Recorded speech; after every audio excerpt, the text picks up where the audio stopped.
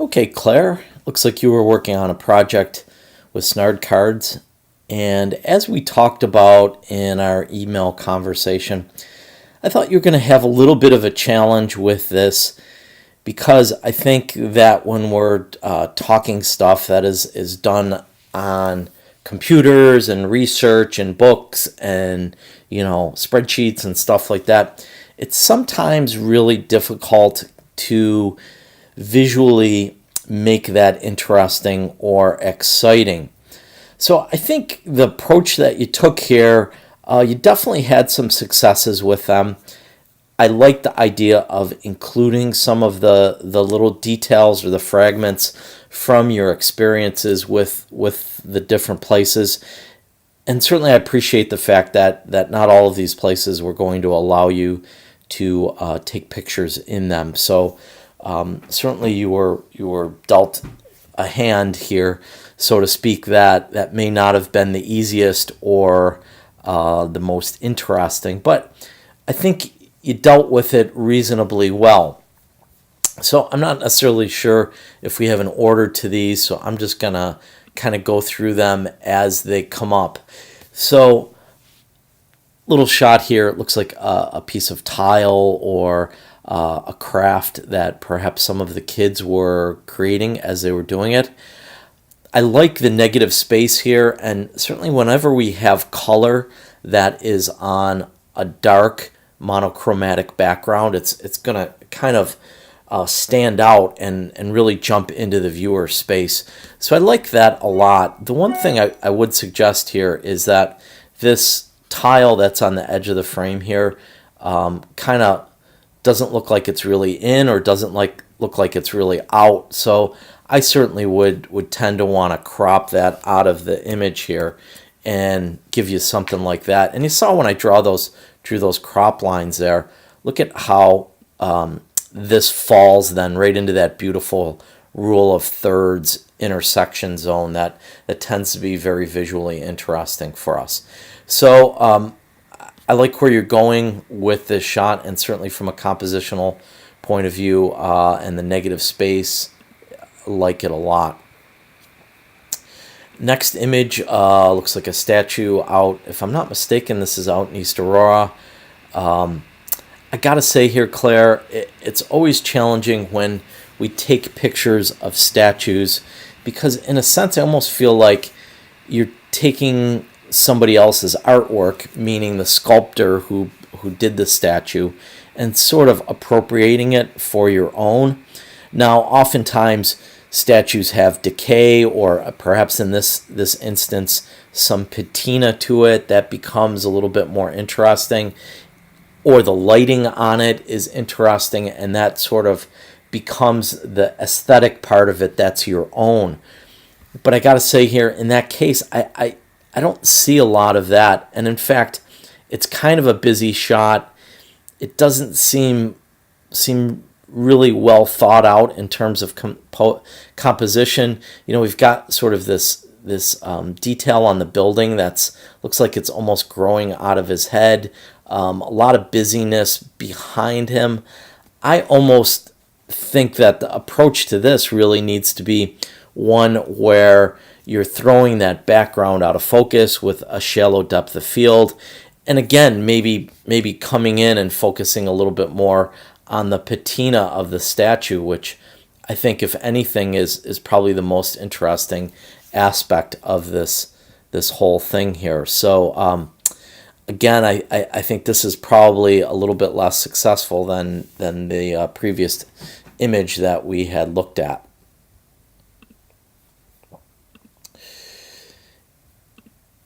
And then we've got some signs on the wall here. I like this, especially as sort of an opening image for your series.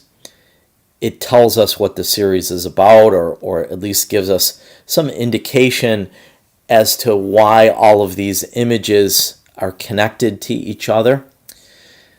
Although I've got to say, the image is really out of focus, and when we zoom in here,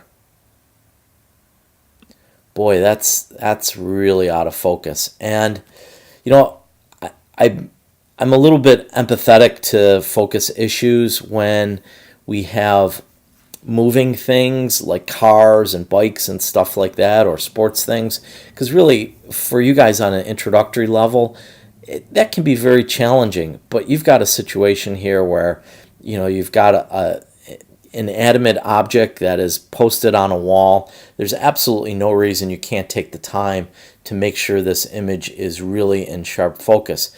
I'm going to suspect that you have a really slow shutter setting on here, and we'll go in and look at that. And actually, no, an 80th of a second's not terribly slow. You should be able to get that in focus. So, I mean, it's just a matter of the focus was off on this. And again, these are foundational skills that you really need to master. So at this point in the semester, you really got to focus in, pardon the pun there, on making sure that images that are supposed to be in sharp focus really actually are indeed in sharp focus. We go to this sign or this billboard, and I think, we zoom in here, we can see the difference. That to that is an absolutely huge world of difference. And for my money, I would have just kept this image in there and totally edited out this image as sort of that image that excuse me, tells us what the whole story is about. Although without the artist statement, I would have a difficult time figuring out whether this is about a Starbucks thing or about a happy hour or about Alan Eisenhower or whatever the case is here. So again, I think we need to figure out a way to distinguish that this poster is the one that we want to be meaningful here. And how we do that, I don't know, through composition maybe. Probably this is maybe a little bit better way to, I think, approach that. Beautiful image of hands. I love how they're all sort of crossing, and it's almost like the spokes on a tire, and this is like the hub in the middle here, and it directs all of our visual attention towards that spot. And in this spot here, we do have a little bit of out of focusness, but I think it works because we have an area of sharp focus in the hand there, and I think it almost in some ways symbolizes giving a helping hand or some sort of collaboration between the people in these photographs. So I think that works. Probably of the two images, and again, you sort of have this strategy of repeating yourself here with similar types of shots. Again, we have a lot of focus issues in this image. I mean, that picture just is not in focus. And do we have, probably a slow shutter setting is what's doing it here. But in either case, just not the kind of image that you want to include in a final portfolio or a portfolio of images. You really have to be able to identify the images that are working and edit them out, and recognize that something is out of focus in a photograph. And I don't know how to help you understand that other than just show you by zooming in. That's pretty soft and out of focus versus this. When we zoom in, we can see all the texture in the hands and all the little wrinkles and stuff like that. So that's where we're at with that. Maybe now I look at the project as a whole, I'm almost even ready to get rid of both of these images and use this as sort of your opening image, because it does say a little bit about your role in this whole thing, and I think speaks a little bit to the whole project. And even zooming in here, by the way, speaking of focus, great focus here, and having the words in there I think really work. and also your composition is pretty strong here. So very solid shot there. And a detail shot from one of the locations. I love sort of the juxtaposition of the multicolored, is that flowered bag with this other notebook here that again sort of has the feathers and the art on the cover there. I'm zooming in here again, and boy, sharpness is an issue here too. When we've got inanimate objects, meaning objects that aren't moving, really the strategy is that you have to find a stable surface to put your camera on so that you don't have this kind of blurriness on there. Ideally, you want to have a tripod. If you don't have a tripod available, maybe put the camera on something like a table or something that can stabilize it so that you don't have this kind of blur in there. And again, you're at 1/10 of a second, which is super slow and certainly not a shutter setting that you should be hand holding the camera at. I'm assuming that you hand held the camera for this. And another detail shot from the outside.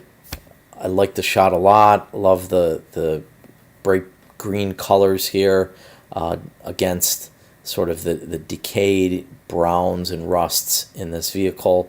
So I understand what you're trying to do here, and you're trying to bring in some little details. It's probably one of your stronger shots just from a technical perspective that it's working. So that's that. And similarly on this shot, you've got the focus correct here, and the image, I think is nicely balanced, sort of having this on one half and this on the other half. And, whenever we have something like an empty bench, it almost, metaphorically invites the viewer to come on in and sort of have a seat in the photographic project. So I really like it from that perspective.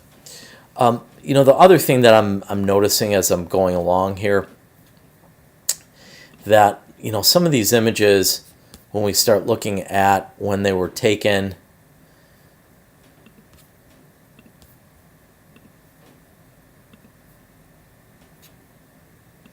all sort of seems sort of bunched up in one area. So we have this one on the 19th, this one on the 19th,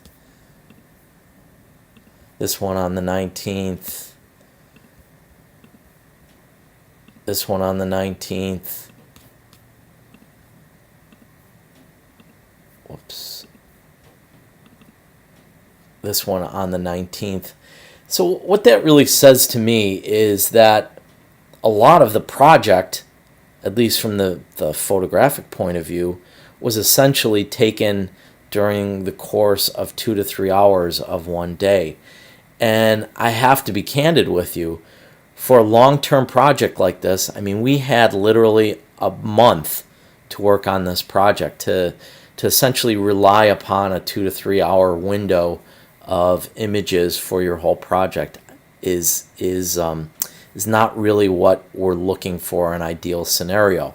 So as you're moving towards your final project here, I first of all want to encourage you to take the time to continually work on your images and build a library of images from different periods of time that demonstrate that you've been working on the project, building on it, refining it, making it better, and so forth.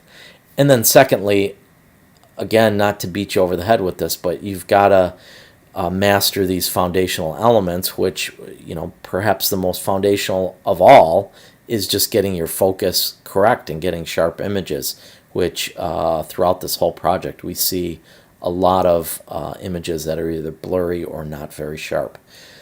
So with that, Claire, certainly always happy to talk to you a little bit more about things. So feel free to get in touch with me, and we can go over this a little bit more and talk about what you need to do going forward.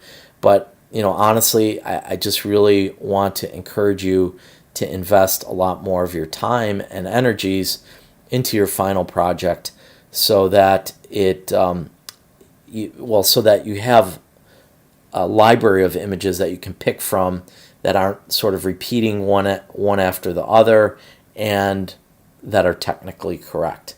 So keep at it, keep reviewing your stuff, and if you need to, go back to some of those early modules and hone in on some of the exercises with shutter settings and focus. So with that, I will wrap up.